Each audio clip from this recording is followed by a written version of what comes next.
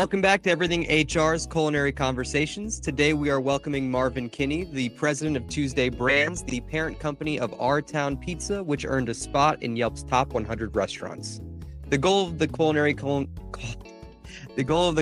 Conversations is to speak with leaders in the restaurant world to discuss the hardships and successes they've overcome in growing their business.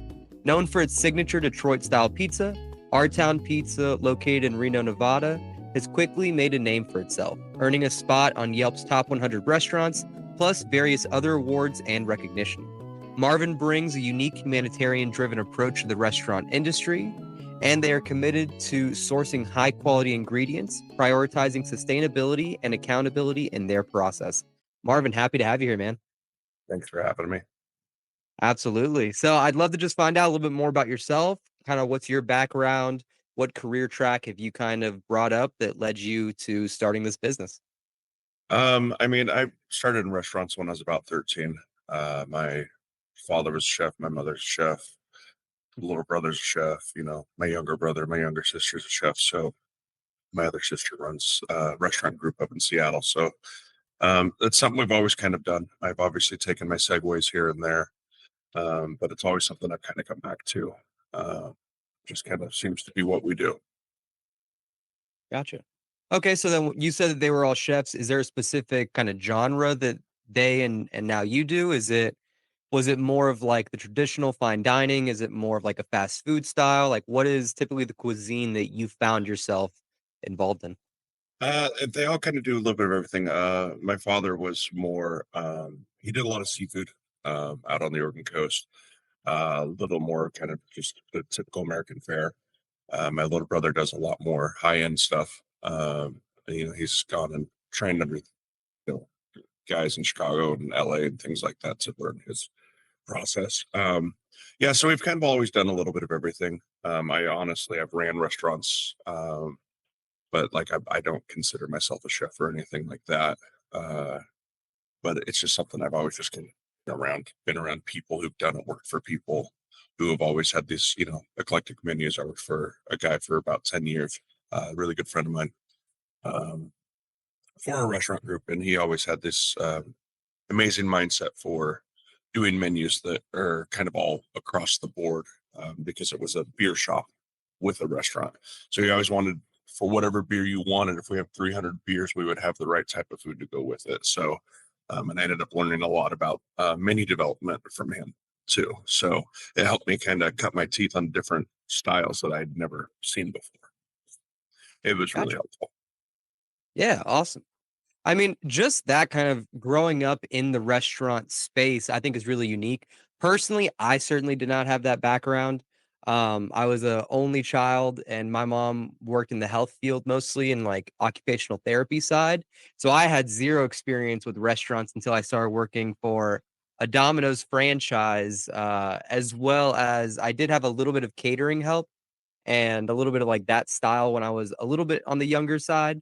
But I think growing up in it is really unique. And starting at 13, I'm really curious kind of what was that like starting so young? Were you in a restaurant? Was it kind of like one of those under the table, I write you a It check at was the end of the night or you get some cash? it was my dad ran the kitchen, and I got to be a busboy. So yeah, it was one of those things, where I just come in and help out. But I mean, I have this wonderful ability to um, kind of come in and learn quickly. My brother, he was 19, 20 at the time. Yeah, he was 20 at the time. He was running like a Papa Murphy's Take and Bake, and I ended up managing another store after learning under him when I was 17. So um, I've always just kind of, I don't know, I've always had an affinity for it. I can't really quite explain it. I always joke I should have gone into counterfeiting because I have a gift of mimicry when it comes to cooking, or when I was a brewer brewing beer, things like that. So Gotcha, gotcha. I mean, following a recipe, making sure that you can get your stuff the same every time, that alone is a skill. Like that's something that businesses train yearly to try to make. So, quality control is huge. So getting skilled at that. consistency Exactly. consistency is one of the hardest things I've come across in training. So, Yep. being able, to get accolades, to get recognized, to do these things is great. Anybody can do it once. Um, it's holding that line every day, and then when people inevitably come in to tell you you're not as good as you think you are, because obviously you gave yourself that award, um, you have to show them why you earned it, and so that is a big thing that we work on here every day too. So Gotcha. And then so your background is in food and beverage leadership. It's in like in the management portion. Can you walk me a little bit through your career up to that, like through that stage? yeah, I mean, like I said, I bounced around a little bit. I was an engineer. I fought wildland fires in my 20s. The wildland fires taught me how to work harder than I've ever worked before. So I don't complain about hard work anymore after that job. Um, but like I bartended for many years. I've been on both sides, and I do that typical kind of restaurant cycle where we bartend for a couple of years, we get bored, and then we want stability, so we go into management and find out once again it's not as stable as we remembered it being. Even though the paycheck was consistent. And then we go back to bartending, and so yeah, kind of going back and forth, and working every position in the restaurants. As I've gone up, those helped me a lot. It gives you an idea of what those people go through. You always have that weird divide: front of the house, back of the house, and being that I've worked both, I get to tell both sides that both sides are hard, but in different ways. Both sides are important, but in different ways. And it's given me a lot of experience towards what they go through, so that I can also kind of keep them working together, especially because like, our model that we do is a tip share model. So everybody's in the pool, and which means everybody needs to work together for it to work. Um, And so, it wasn't even just the culinary world where I learned how to manage people. One of the best managers I had was when I was designing fiber optics in the late 90s. I had this guy, his name was Joe Shaflet, and he he was a man of short in stature, but his personality was 7 feet tall. And I've never had a manager who, and mind you, this guy dealt with multi-million-dollar contracts. He dealt with city and state governments. Like this was the big boom of the fiber optics in the 90s up in the Pacific Northwest. And you could mess something up and he could tell you messed it up. And you always were scared to go talk to him. But by the time you were done, not only tell you messed up, he'd tell you how you messed up and how you can fix it. And you'd feel really good about that plan when you were done.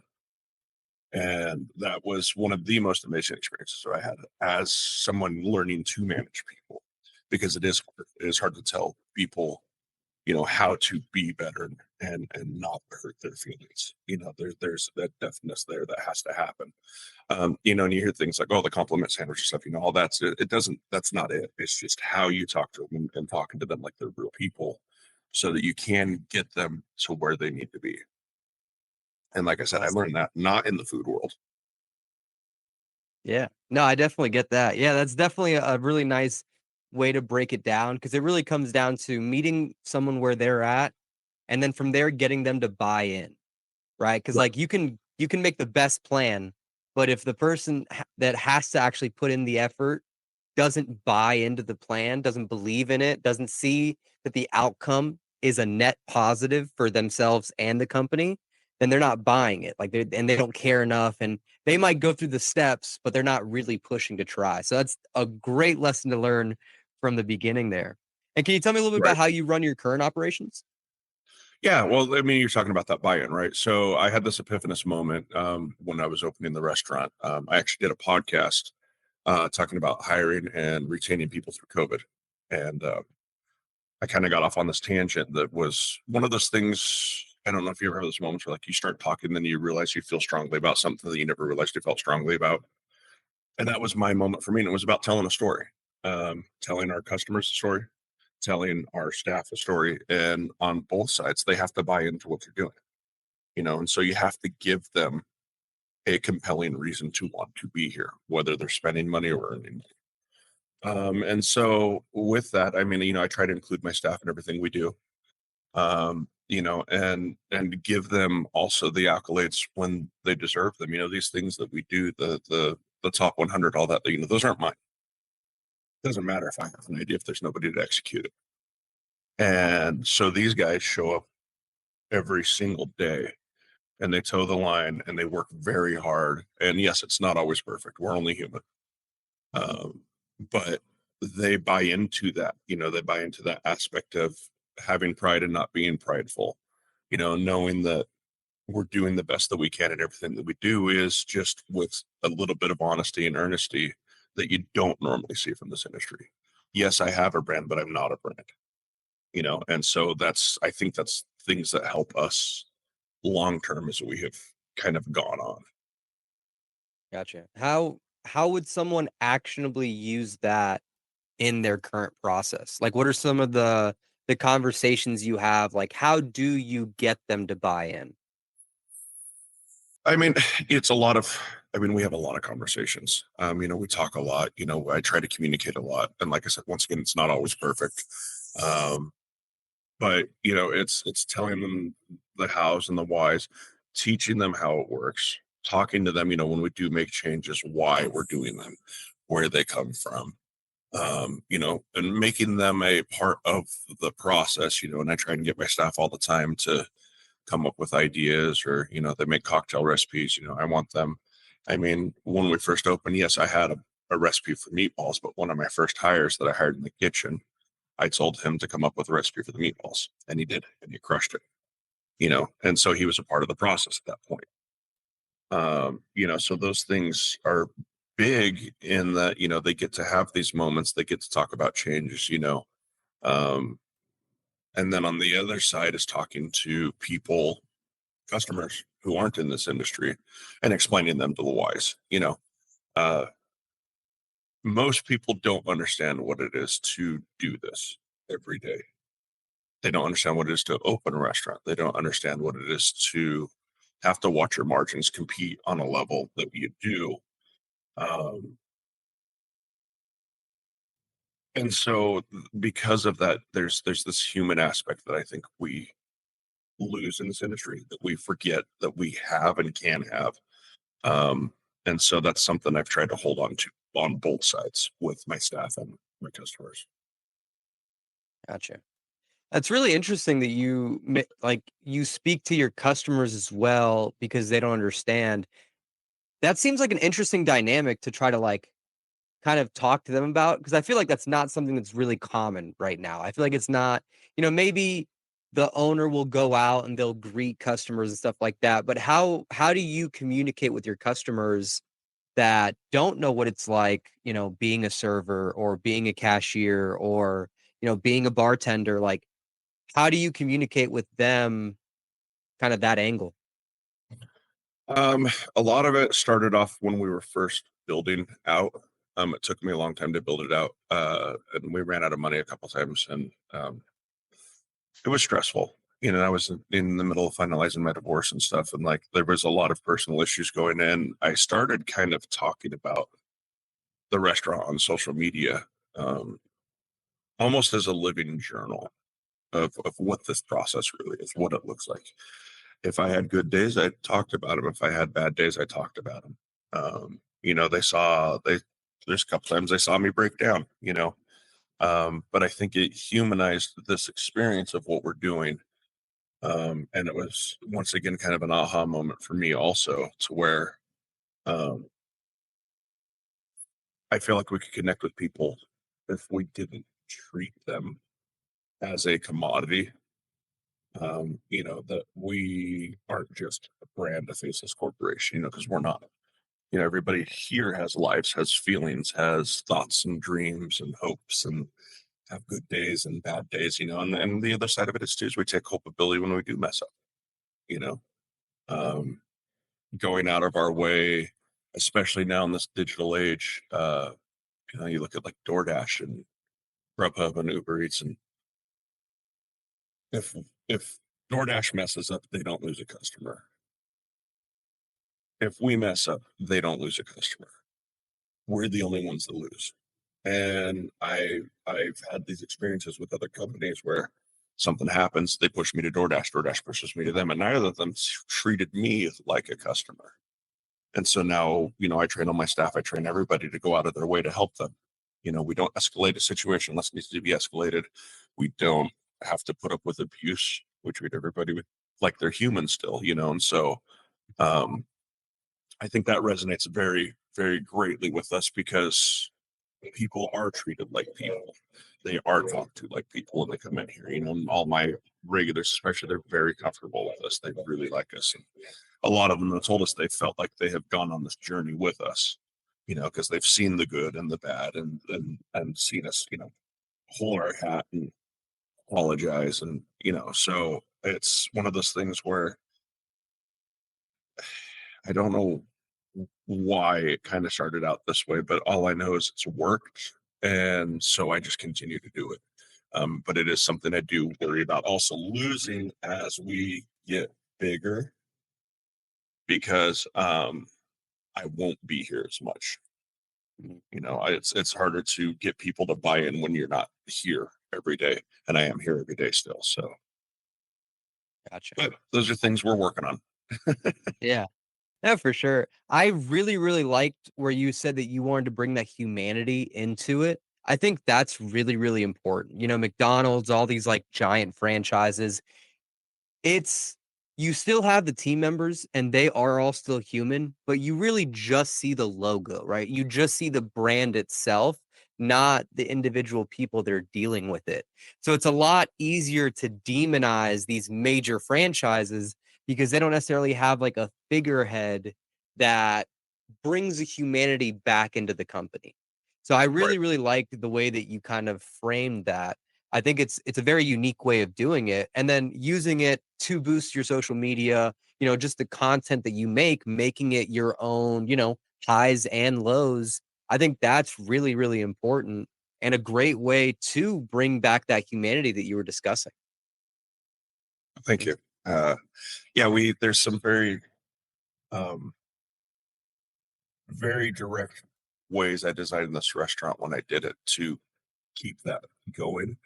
We have a bar top that sits right in front of the pizza oven. People can sit there and talk to the cook. Everything's very open. For better or worse, they can talk to the cook. Sometimes we forget that it's an open kitchen, but for the most part, everybody understands. Um, and and all my servers, they're allowed to be who they are. They all have their own personalities. They don't follow scripts. We let them be human too. And once again, I think that helps. It because everybody, no matter who you are, just wants to feel seen and heard. And I think it goes both ways here. And I hope that um we do that part of it. And it feels like we are, but sometimes I always wonder. So Yeah. No, I definitely get it. You never know if you're going the right direction when you're in it, right? It's always everything, hindsight's 50-50. That's when we'll find out if we made the right move or the right decision. So I definitely get that. And then when it comes to your marketing, your outreach, is social media your main form? Like, how did you get the first customers into the door? Like, what was your technique? Because you guys are still reasonably new. I know you told me that, it's only been a few years. So what now was we're that actually kind of look just like? just 2.5 years in right now. We opened in March of 2022. Um, Part of it was me taking so long to open, and I kind of built up some excitement, with people. I took pictures of food as we were doing it, took pictures of the build out the restaurant, talked fondly of what I wanted of the restaurant, and really just like, I don't know, the day we opened, I wanted to do a soft opening, and a local magazine and our local Yelp manager announced we were opening. And I went from what I thought was going to be a soft open to one of the hardest opens I've ever done. We were late opening because my printer broke and we had to go print off menus. Uh, and within 5 minutes, we were shoulder to shoulder in the store. And I've never had an opening like that. I've opened other restaurants for other people, and obviously, this one's first. This is my first one. But yeah, I've never had an experience like that before. We had plumbing backup that night. We had to close down because of it. I stopped service halfway through so we could get caught up. Because I had a group of people who mostly weren't restaurant people coming out of COVID. No restaurant people want to work in restaurants anymore. The ones who were smart enough not to start a restaurant, um, uh, went and found jobs, where when their dad called them and said, "Hey, can you come to this barbecue on Sunday?" They didn't have to tell their dad, "Hey, dad, like for 20 years, you know what industry I work in. I can't go." They got to go. And that's a powerful feeling. Feels good. And so because of that, I had a lot of people here who'd never worked in restaurants before who were trying to help me carry this. And yeah, it was a mess. It was a wild opening.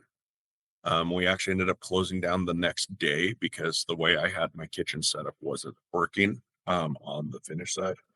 And we completely retooled it and swapped it around and then opened up again the next day. So, the ability also to say, hey, this isn't working and make changes has helped us a lot. We stay very flexible. Um, and yeah, if something doesn't work, we don't try and push it and make it work. We look at how we can fix it and do better next time. So I think that helped us a lot too.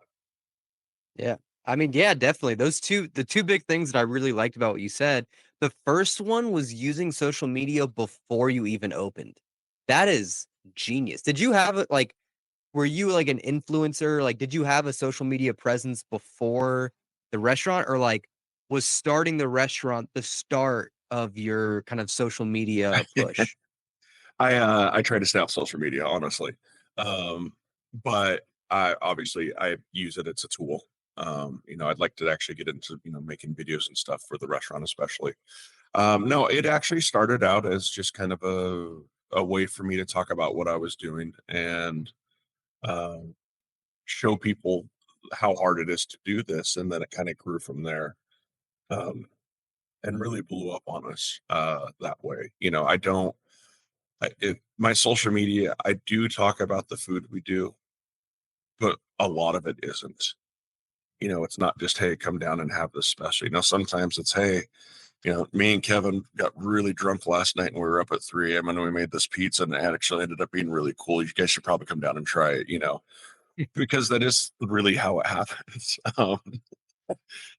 So it isn't oh, come in for happy hour today. We have this, because it's what a lot of people do. Ours is just really like, hey man, like we did this thing, you should come try it. We're really Yeah. proud of this. We think you will be too, and so like I don't really talk in those terms. I don't once again, I don't know why it works. Because it goes against everything everybody's ever told me to do. But when I found out it was working, I just kept doing it. Yeah. Well, I mean, it seems like, to me at least, like it seems like it's that humanity piece, right? Like it's not a brand, it's not the company developed a new recipe and this is what we're doing. It's, man, I had a crazy night. We went cooking and we made some awesome food. Like that's it. That's the humanity that needs to be back in, the kitchen. The really interesting thing is that restaurants, they didn't take on the traditional business like operations. They don't use traditional human resources. They don't really follow like traditional operations until they become more corporate, like until they become a little bit larger and they kind of have to develop a more solid structure. But the interesting thing is that for restaurants, that's one of their benefits is that they are just people making food. Like it is a very personable event, right? Like when we spend time together, like those experiences are what we remember.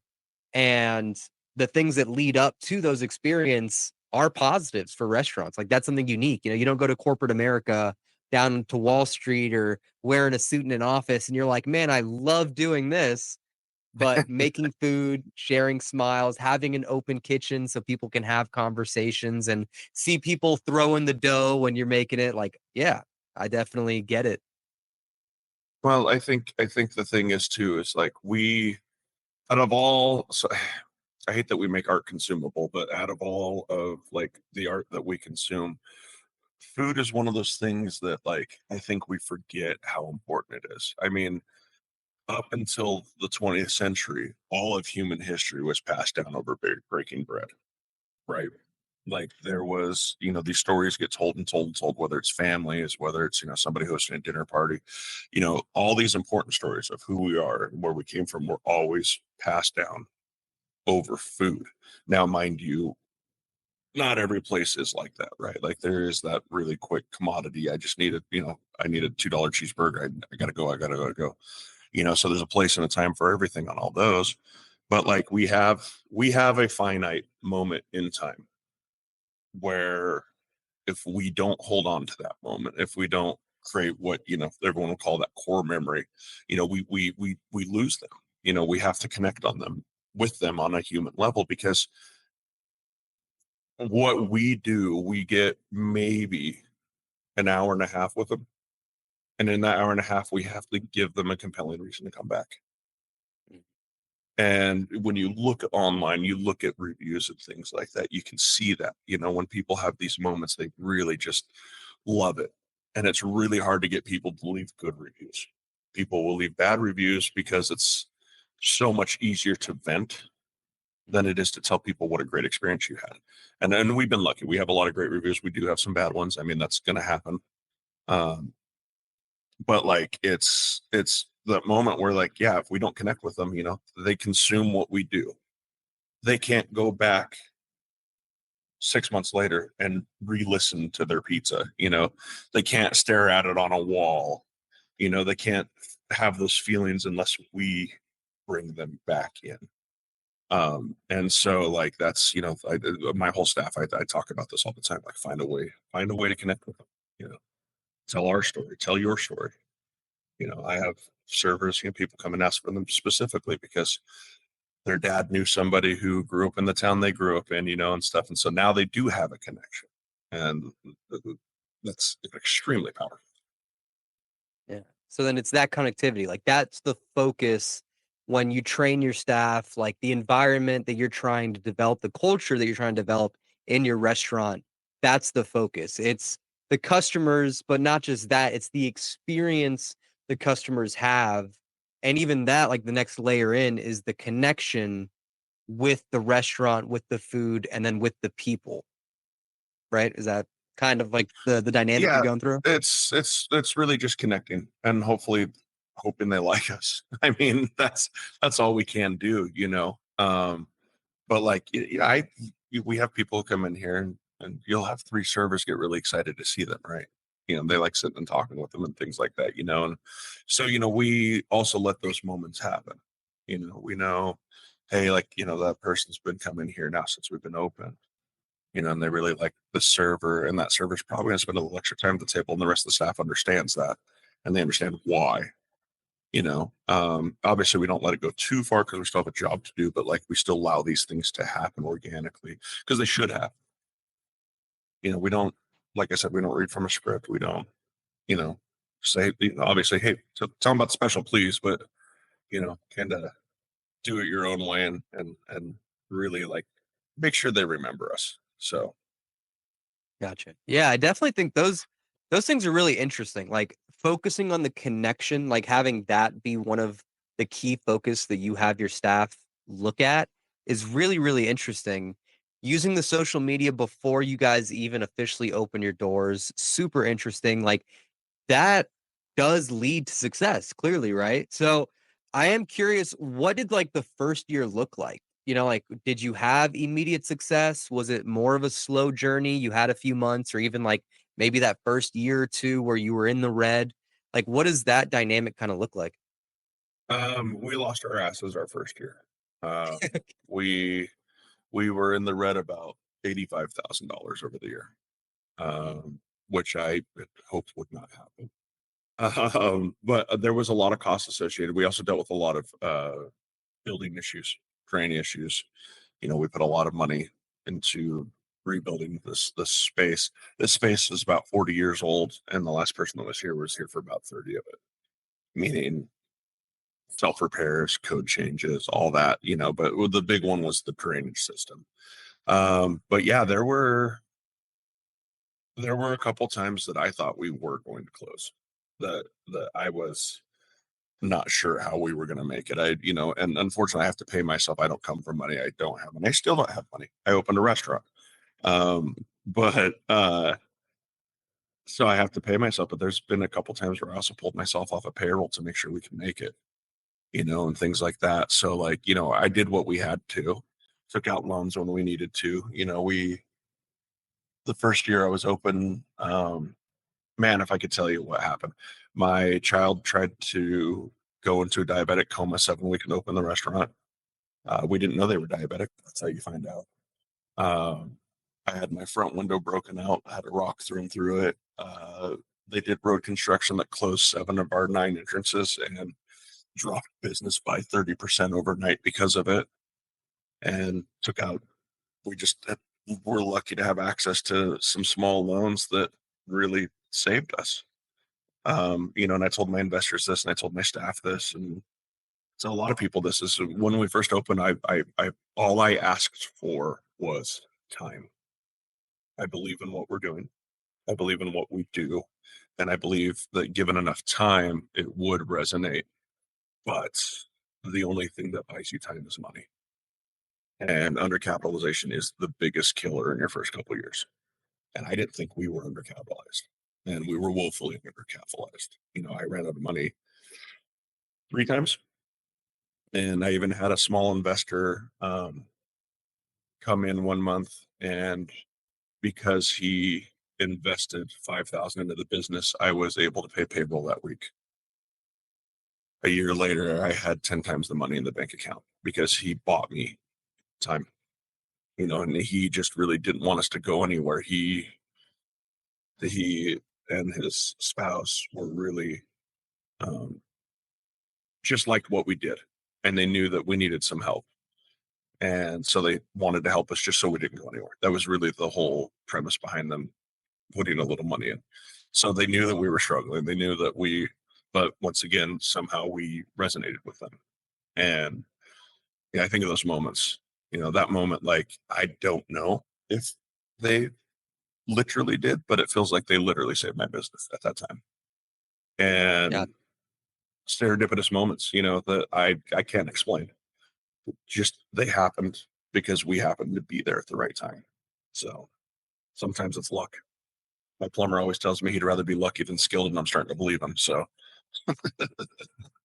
I got you. I mean, that's really the dynamic. It's not really winning, right? It's just staying in it. Like that's right. essentially all it is. It's not, can we keep our doors open? That's at the end of the day, that's the goal. Yep. And the way that, first off, thank you so much for like being honest about a lot of the obstacles you overcame. Like it's a lot. Like life keeps hitting you. That's the big thing when it comes to owning a business. Life doesn't stop, like your kids get sick, you've got to deal with, the house falling apart, you've got rent, you've got mortgage, you've got everything else going on, sending your kids to school, doing scouts and whatever else is a little bit about myself in there. But yeah, doing all these different things, it doesn't stop just because you start a company. It just adds on an extra layer of complexity that you now have to kind of deal with. So I think you did an excellent job of describing what it kind of looks like, all the crazy stuff that just gets thrown at you. I'm really curious, if you were to start again, what would you tell yourself? Like, how much money would you recommend? And obviously, this is very subjective, mainly because the location matters, the cuisine and type of food matters, the building itself matters. Like, it's very, very subjective based off of what you want out of your restaurant. But something that kind of like anyone that is trying to start a similar like location to what you have, what would you recommend they have? Like, would it be enough payroll to support 5 employees for 6 months in the bank? Is it, a certain amount up front to actually handle the rent, to handle the electricity, to manage all of that for an entire year? Should I look at multiple investors? Like the financial side, I'm really curious, having gone through it, what would you kind of recommend to someone who would just be starting out? Finding investors that believe in your vision. I mean, that's the biggest one. The only reason that we did survive all that too was we had very low debt going in. I have investors who have now, of course, because during the build outs, that was 4 years ago, who have been invested in us almost 4 years, who understand what we're doing, that we are in a growth cycle. There's no money coming back to them right now. Now, it's not to say their money isn't safe, with the sales that we're doing, their investment is now worth more. We've done a good job of protecting their investment.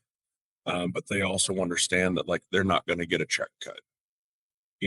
They're not going to get dividends. We're not, that's not what we're doing right now. This is a long term investment. And a lot of people forget that restaurants need that long term to really get actually entrenched. They want their money back in 2 to 3 years. That is never going to happen. That doesn't happen in any restaurant. And if it does, then you struck gold, because the brand awareness, all those things come into play. I still have people who be like, oh man, I drive by here every day. I've never been in here. How long have you been open? Like 2.5 years. Like, man, I should have stopped sooner, you know, because they don't know. They just don't know, and we don't do any traditional advertising. I don't, I've never been able to find a tangible way to see my returns on those things. And so I kind of stay away from them for a moment for many reasons. I do a couple things because like there's people I know in the industry and I like to help them out, and once again, relationships, right? Because they bring their families in here, they eat here, so that's kind of a give and take of helping everybody else in my community that way. I do different things though. I take menus and gift cards and I go to the dealerships and I introduce myself and I don't send a staff member to do it. I do it myself as the owner.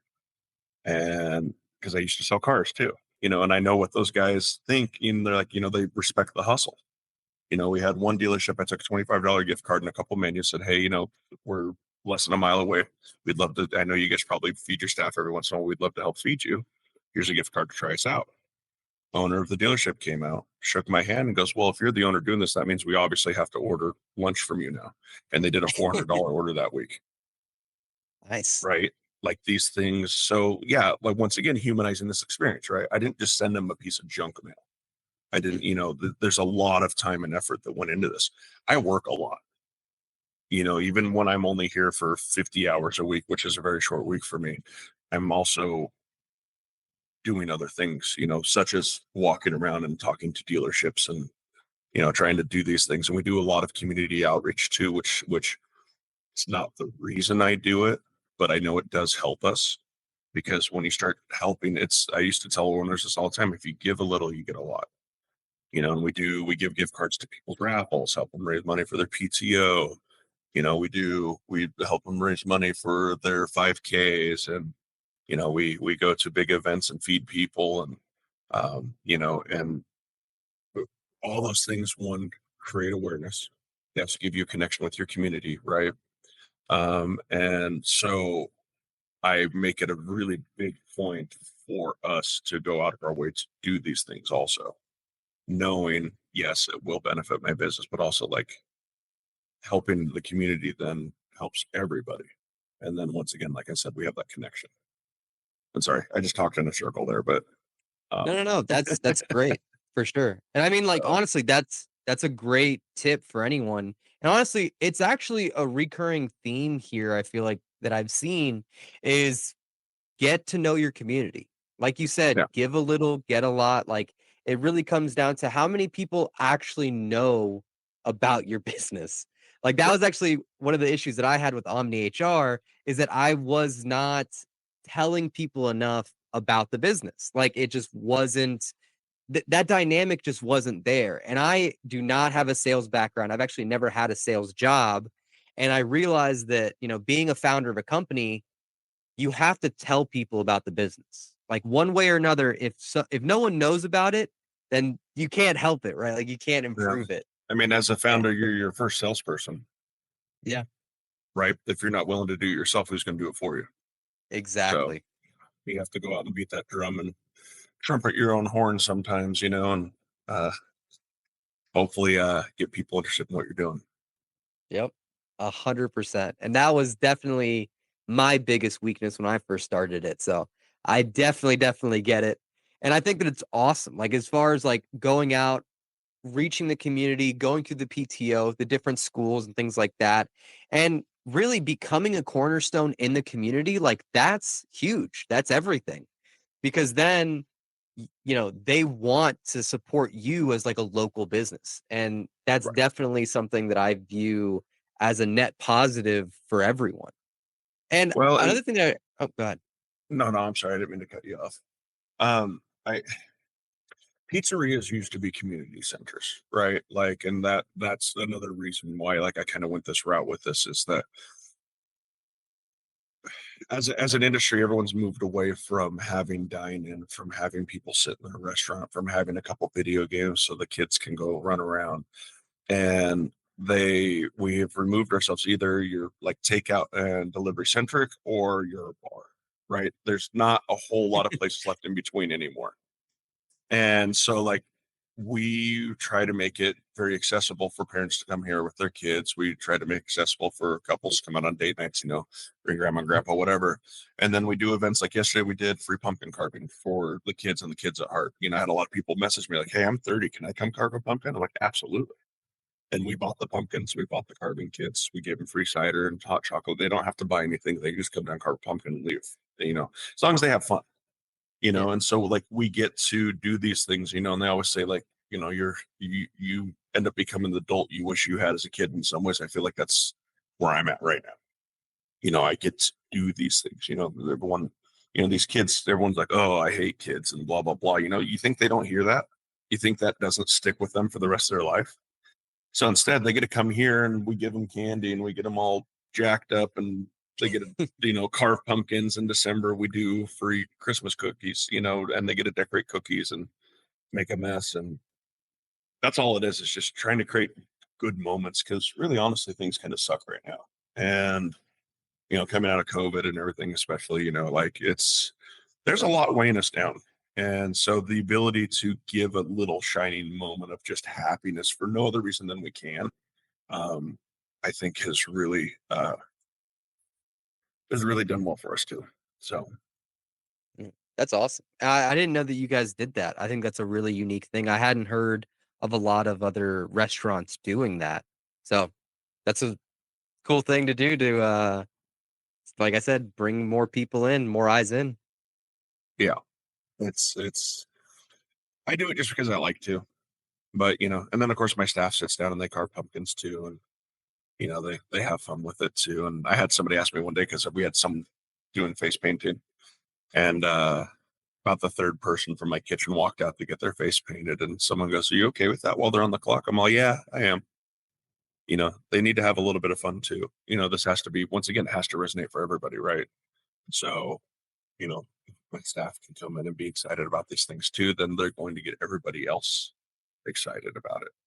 If they come in and they think it's hokey and they think it's stupid, it's going to come across that way whenever they talk to anybody about it. So For we sure. also have to allow them their moments too. So Yeah. Yeah, awesome. Let them have them buy in, right? 100%. right, It's not how much do you like it, or I should say, it's not do you like it or not like it, or do you believe in it or not believe in it? How much do you believe in it?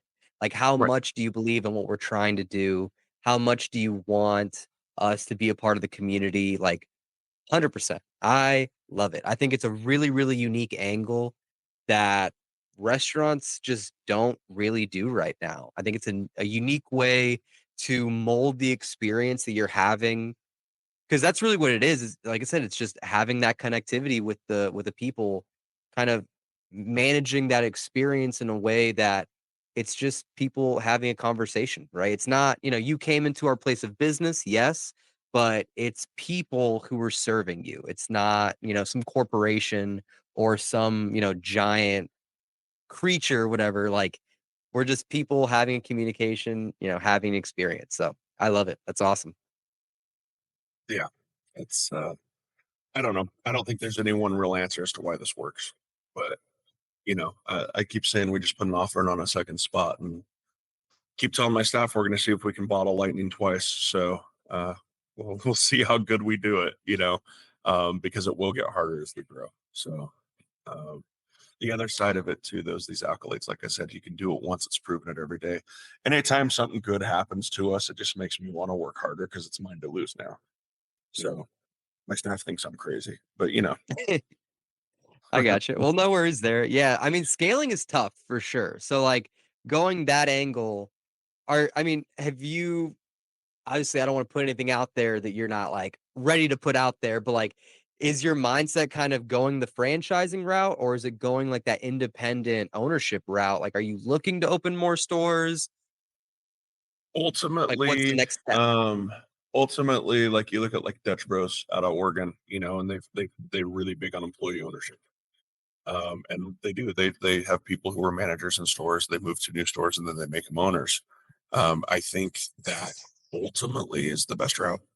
Right now, we haven't fully fleshed it out because, well, I didn't think we'd be here this fast. I thought I had a good 5 years, and so I'm not fully quite ready for that.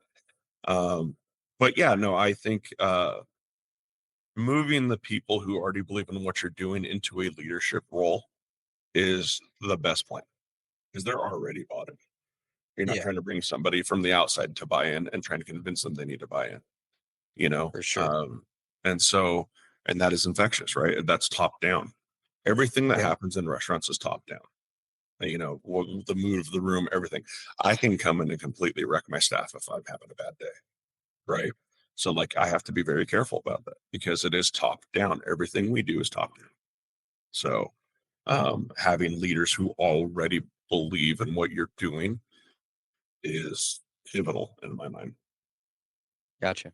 Yeah, that's a really, really interesting thing as far as the the dynamic of having people that work for you that, like you said, are already bought in, having them be the next owners. The really cool thing about the culinary conversations that we're having right now is that I had the opportunity to speak to, an organization, the COO of East Coast Subs, Penn Station. They're similar to like a Subway style organization, and they do franchising.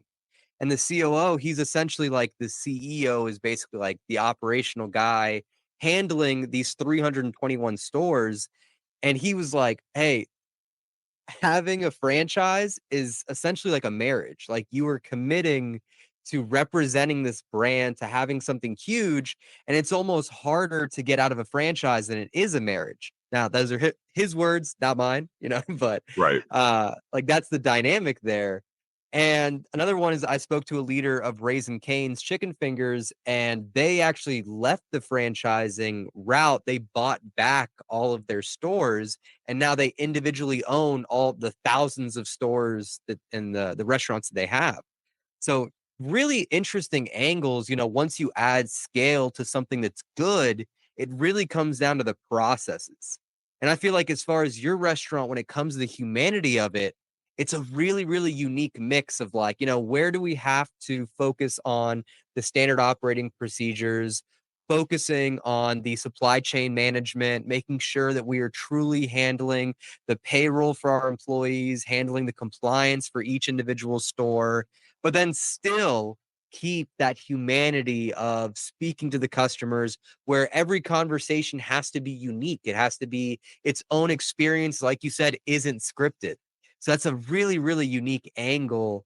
Trying to mix those two together to actually create something that is scalable, but also keeps that humanity in the store. Right. Yeah, and it's going to be an issue definitely at some point, and like especially if I do open more stores and I'm not here every day, right?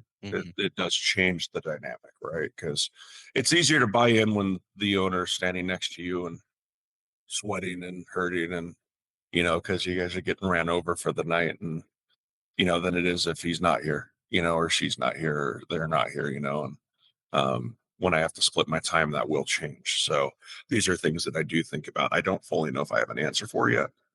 But like everything else, we will try to stay agile. We'll try to stay dynamic, make changes as we go, and hopefully not be too proud that we don't stick in bad habits if they do happen. So, I mean, that's all I can hope for. It's like raising a child. So Yeah. I just got to nurture it and hope for the best. So, Yeah, absolutely. I think that's actually a great analogy for it. It really is like raising a child, you know? I can teach it right from wrong, but at the end of the day, I can't be standing next to them every day. right. Like eventually they'll have to live their life and I'll have to look at it from a distance and hope that the leaders, skills that I put in place, the SOPs that I put there are things that'll actually succeed long term. Yeah. Right. So, Yeah. Hopefully. Marvin, quick question for you. If there was one trick, one tip, one suggestion that you would have for either a restaurant owner just starting out or someone who's been in it for a little bit and maybe struggling, what would you recommend to that person? Honestly, just believe in what you're doing. Like you can selling what you're doing to somebody else is so much easier when you are bought into it. And there are days when you're not. There are days when I question everything I'm doing, right? There's days that what the hell did I just do to myself? Why did I do this to myself? And in those days, like, people see it. Like, man, that guy doesn't want to be here, you know. And I do have those days. I'm not gonna lie and say I don't. That would just be stupid of me to even begin to try and pass off. But like really truly, like if you're out there and you're hoofing it and you're really trying your best and doing it, like don't get drugged down by it. You will get drugged down by it, but don't live in it.